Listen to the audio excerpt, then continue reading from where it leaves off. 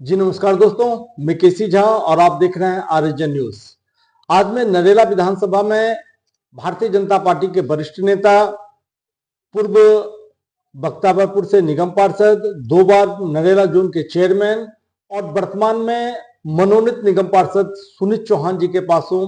और आज मैं इनसे बात करता हूं कि किस तरह से नरेला में आम आदमी पार्टी के विधायक या जो पिछले विधायक है उसमें क्या विकास हुआ है और नरेला में क्या विकास रह गया है, और भारतीय जनता पार्टी की यहाँ पर 2 बार से लगातार विधायक नहीं बन रहे हैं, तो आखिर क्या कारण है और इस बार किस तरह की रणनीति से ये लोग काम कर रहे हैं ताकि भारतीय जनता पार्टी यहाँ से चुनाव जीत जाए और दिल्ली में अपनी सरकार बना सके।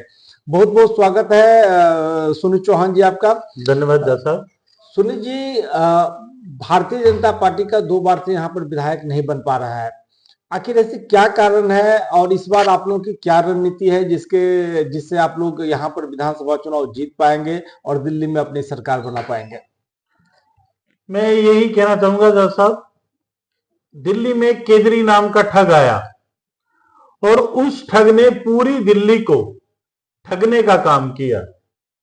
आज वो कहता है कि दिल्ली जल बोर्ड के जो बिल हैं वो मैं चुनाव जीतता हूं तो माफ कर दूंगा। अरे आप तो चुनाव जीते हुए हो, तो आप माफ क्यों नहीं करते? हमारे झुग्गी झोपड़ी वाले भाई, उनको बहकाने का काम, मिडिल क्लास वालों को बहकाने का काम, ऐसे लोगों को बहकाने का काम उसने किया। आज हमारे झुग्गी झोपड़ी के जितने भाई हैं सब इनकी महंगाई से, इनके बिजली के बिल से, इनके जल बोर्ड के बिल से त्रस्त है।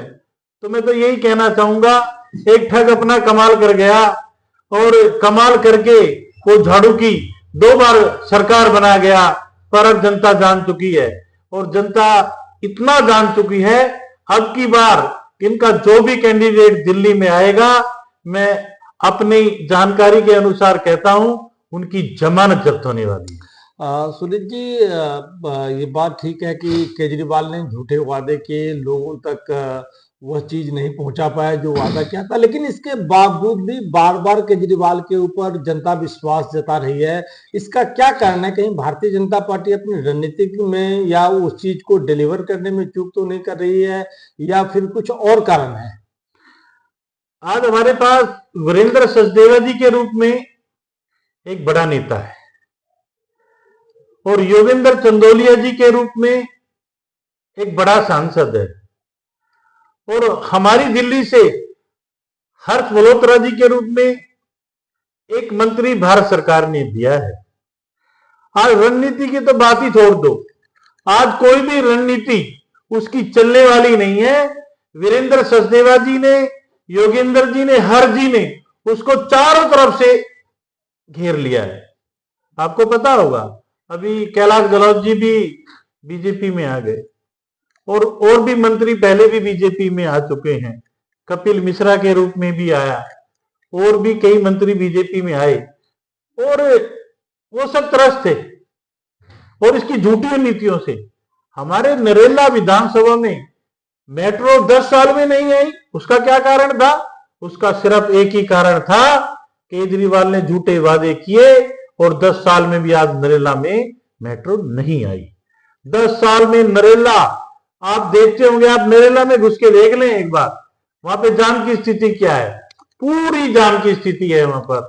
आप एक बार एंट्री कर जाएंगे तो निकलना मुश्किल हो जाएगा। आप इनकी स्वास्थ्य सेवाएं देख ले, मैं तो बख्तावरपुर के पल्ला गांव में देखता हूं, तिकीपुर गांव में देखता हूं, नरेला विधानसभा के कई क्षेत्रों में देखता हूं, इनके सारे मोहल्ला क्लिनिक जो खुले थे वहां पे कोई डॉक्टर नाम की चीज नहीं है, और जो एक आज खुल भी रहा है तो उसमें भी कोई डॉक्टर नाम की चीज नहीं। हमारे यहाँ तो कुत्ते बैठे रहते हैं, शराबी बैठे रहते हैं। मोहल्ला क्लिनिक आपने शराबियों के लिए बनाया था क्या? कुत्तों के लिए बनाया था? और मैं आपको बताना चाहता हूं कि बार केजरीवाल साफ, अब की बार केजरीवाल साफ होने वाला है।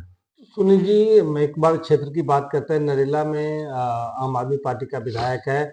आम आदमी के विधायक ने यहाँ पर क्या हर क्षेत्र में यह संदेश आ रहा है कि लोगों ने टेंडर माफिया के साथ मिलकर के सब कुछ करके सड़क आधी अधूरी छोड़ दी है सब कुछ? क्या आपके क्षेत्र में भी इसी तरह का हाल है या विधायक ने कुछ किया भी है? देखो, मैं पॉजिटिव बात करने वाला व्यक्ति हूँ।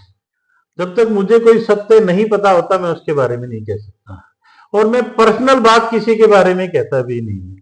पर मैं ये जरूर कहना चाहूंगा कि हमारे क्षेत्र में नरेला विधानसभा में 10 साल बेहाल रहे, और 10 साल केजरीवाल ने कोई भी काम नहीं कराया।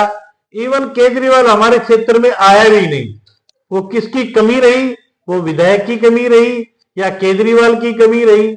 और मैं तो यही कहना चाहूंगा झा साहब कि अब की बार भाजपा सरकार, और अब की बार भाजपा सरकार, अगर भाजपा को 5 साल मिले तो दिल्ली को चमका के छोड़ेंगे, और जो जाम की स्थिति है उसको खत्म करके छोड़ेंगे। स्वास्थ्य सेवाओं में लाभ मिलेगा।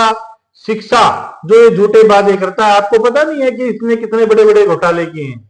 एक कमरा लाखों लाखों रुपए, 10-10, 20-20 लाख रुपए में दिखा रखा है। कभी एक कमरे की कीमत, एक सिंपल कमरे की कीमत 20-20, 10-10, 20-20 लाख रुपए सुनी है? इतना बड़ा घोटाला केजरीवाल ने किया है। हर तरह के घोटालों में फंसा हुआ है। शराब घोटाला केजरीवाल ने किया है, अभी जेल में से आया है। जेल में से आते ही कहने लगा कि मैं तो मुख्यमंत्री अब नहीं रहूंगा जब तक मेरे पे आरोप रहेंगे। पर ये बात नहीं है, क्योंकि कोर्ट ने साफ साफ कह दिया है कि आप किसी फाइल पे साइन नहीं कर सकते। जिस व्यक्ति ने जेल में रहते हुए मुख्यमंत्री पद नहीं छोड़ा, वो इतना दानवीर नहीं है कि उसने यहाँ पे जनता की वजह से पद छोड़ा है। वो किसी फाइल पे साइन नहीं कर सकता था, इसलिए उसको पद छोड़ना पड़ा।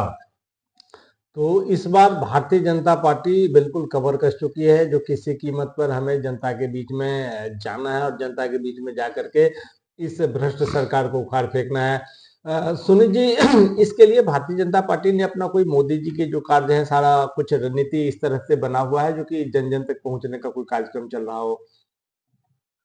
जन जन तक आप ये बताओ। जन जन तक तो हम बहुत कार्यक्रम, उज्ज्वला योजना है हमारी, बहुत सारी योजना है। मैं आपको बताना शुरू करूंगा तो मोदी जी ने इतनी योजनाएं हैं कि रात हो जाएगी।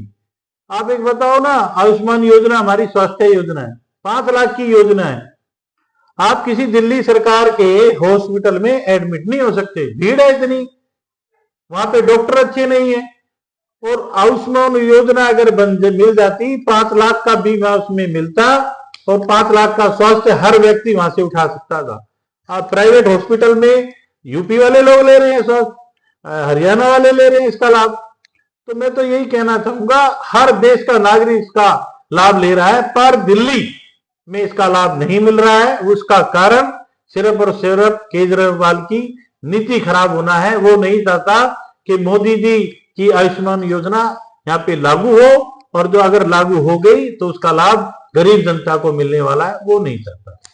ये सुनील चौहान जी थे, जिन्होंने बड़ी बेबाकी के साथ यह कहा कि किस तरह से केजरीवाल दिल्ली के अंदर में अपनी तो कोई योजना ला नहीं रहा, अपने झूठे वादों से दिल्ली के जनता को बरगलाने का काम 10 सालों से करता आ रहा है, और मोदी जी के द्वारा जो जनहितैषी कार्य है उस कार्य को भी दिल्ली में लागू नहीं होने देना चाहता है, क्योंकि इससे जनता को कुछ फायदा ना हो जाए। चल, बहुत बहुत धन्यवाद सुमित जी बात करने के लिए। धन्यवाद।